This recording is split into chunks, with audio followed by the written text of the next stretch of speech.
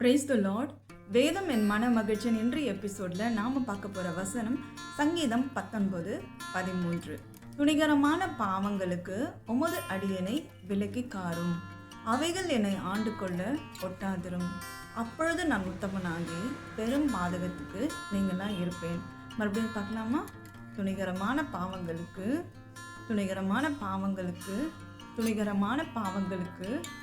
உமது அடியனை விலக்கி காரும், உமது அடியனை விலக்கி காரும், உமது அடியனை விலக்கி காரும். அவைகள் என்னை ஆண்டு கொள்ள ஒட்டாதிரும், அவைகள் என்னை ஆண்டு கொள்ள ஒட்டாதிரும், அவைகள் என்னை ஆண்டு கொள்ள ஒட்டாதிரும். அப்பொழுது நான் உத்தமனாகி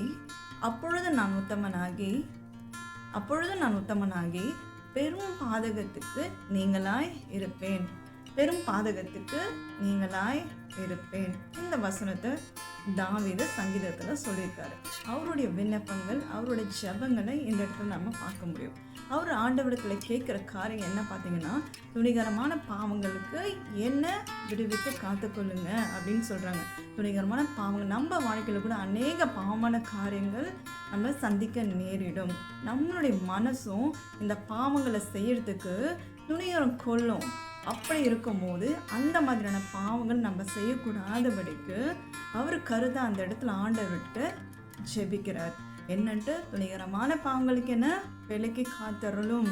ஒரு ராஜாவாக இருக்கார், அவ்வளோ பெரிய ராஜாக்கே அந்த துணிகர பாவன்றது வாழ்க்கையில் வரும்போது அவர் எப்படி ஆண்டவருக்கு கருத்தாக ஜெபிக்கிறாரோ அப்படியே நாமக்குள்ள நம்மளுடைய வாழ்க்கையில் ஏசப்பா இந்த மாதிரி துணிகர பாவங்கள் என் வாழ்க்கையில் வரக்கூடாது, அந்த பாவங்களுக்கு என்ன விலக்கி காத்து கொள்ளுங்க அப்படின்னு சொல்லி நம்ம செபிக்கும் போது அப்போ அந்த பாவம் நம்ம விட்டு விலகி போகும், அது நம்மை தொடராது அப்படின்றது நம்ம வேதத்தில் பார்க்குறோம். அப்போ நம்ம அந்த பாவத்தை செய்யலை அப்படின்னா நம்ம யாராக இருப்போம்? நம்ம கண்டிப்பாக உத்தமர்களாக நாம் இருப்போம் அப்படின்றதுல எந்த ஒரு சந்தேகமும் இல்லை.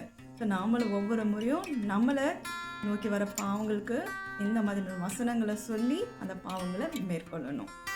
Price the Lord.